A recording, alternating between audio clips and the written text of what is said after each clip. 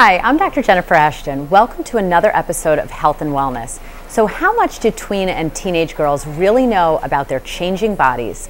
Based on the theme of my new book, The Body Scoop for Girls, I sat down for a very honest discussion with a group of teenage girls about sex, body image, peer pressure, and role models. Here's what they had to say. On a scale of 1 to 10, if 10 is the most and 1 is the least, how much stress do you guys feel about health issues? Yes, I would say, a 9, because based on the image that the media portrays, what the necessity is for, your typical teenage girl to have with, your average television shows and magazines. You see the models and you see so many advertisements about dietary pills and everything on that, on that topic. What part of what you hear gives you the most stress? Is it about health issues? Is it about smoking and drinking and drugs? Is it about sex? What's it about? Sex mostly. And what do you hear in particular that's really stressful for you? That kids play certain games, and like games like Truth or Dare, like somebody dared you to do this or you have to do something else. And do you guys feel like there's still a lot of peer pressure, even though you're aware that these things go on and that you shouldn't have to participate? The teachers always talk about peer pressure, don't bully people. Like they talk a lot about peer pressure and everybody kind of, okay, yeah, whatever. But really it happens. And I think everybody kind of secretly feels like if your friends are not eating anything at lunch that you shouldn't either. And that if the media is always saying, well, the girls on the TV shows are the size of your pinky finger, then maybe I should be too because they're successful. And it's not just from your peers, it's from everybody. There's pressure all around. So where do you turn mostly when you have a question about health or your period or sex or diet? Do you go to friends? Do you go to your parents? Do you go to doctors? Where would you turn first? I can trust my mom with anything. And my friends will give me really weird looks if I start talking about periods and sex. They're like, wow, Elle, you're so weird. And I'm like, okay. So you feel like you can't talk to your friends at all? I know I can, and if I really have an issue, they'll listen to me, but it's just not something we talk about a whole lot. But your mom, you do? Yeah. What about anyone talk to their dad? Actually, the big sex talk with the puberty, my mom felt it was incredibly important to have both of my parents there for that. How fun for you. Oh, it was great. And so I'm sitting on my bed in my pajamas, ready to go to bed, and my mom and dad, Mary, we need to talk to you. And we had this whole conversation, and my dad really likes being a part of my life, and just because I'm a girl doesn't mean I can't talk to my dad.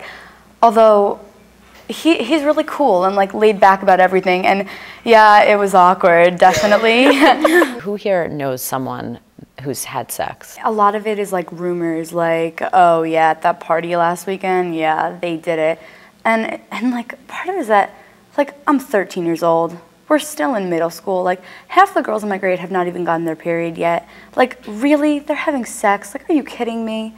It just, it gets to be, such a silly thing. And then you think about it, well, maybe she is the kind of person that would, but, I don't believe a lot of it. A lot of it is just rumors. Now, did any of your parents ever come to you guys and say, we expect that you don't have sex until fill in the blank age, 18, 19, 20, whatever? My mom was like that. Because we are Christians and she doesn't believe in having sex before marriage. Mm-hmm. So she expected me not to have sex before marriage, but she told you that? Yeah. Okay. But she would like me to be open and honest with her if I did.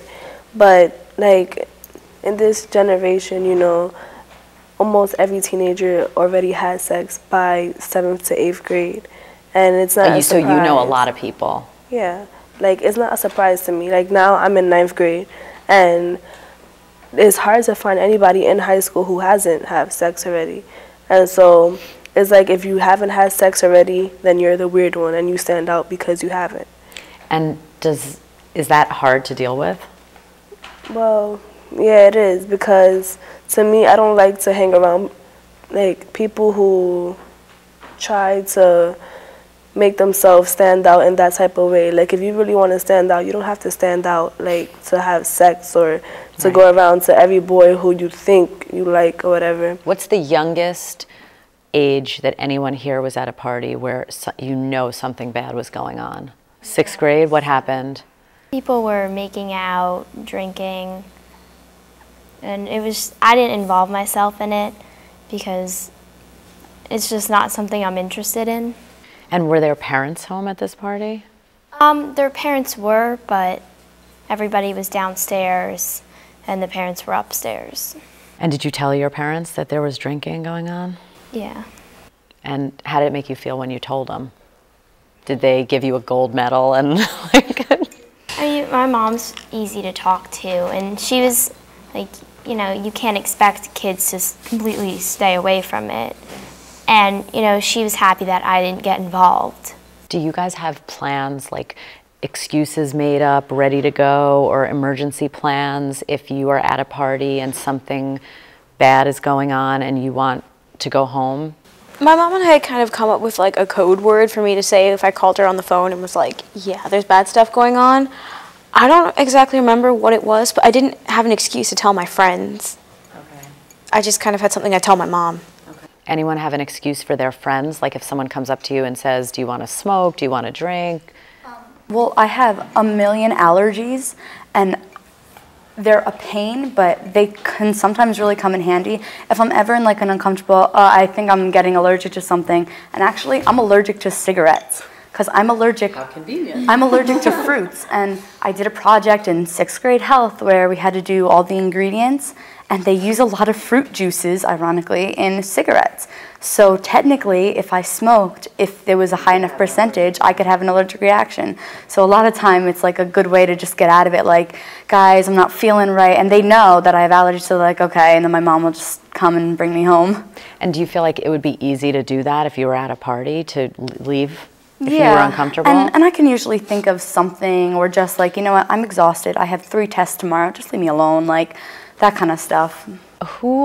Who do you guys look up to? Like, who are the role models, either for you or your friends, that you really aspire to be like when you're an adult? I had this one friend who we met at camp, and she was only a year older than me, but it always felt like, you know, a big sister, mother figure, kind of all in one. And not so long ago, she ended up meeting a boy who'd actually liked me before he liked her. But they started taking things really fast, and she kept telling me, you know, oh, this is going really, really fast, but it really doesn't bother me, and I'm not sure why, but I want it to go this fast. And then they ended up having sex, and she doesn't have a very comfortable relationship with her mother, so she wasn't on birth control. They'd only used a condom. She had like a pregnancy scare, and she's a year older than me, and I really looked up to her. And so she's how old? She's 16. So you had looked up to her. I looked up to her, but that disappointed you. Yeah. What about you guys? Who do you guys look up to? I look up to my mom a lot. I mean, she's obviously somebody who influences my life a lot. And I feel like that if I do end up being in a similar position to the one she's in today, that I'll be happy with the decisions I made.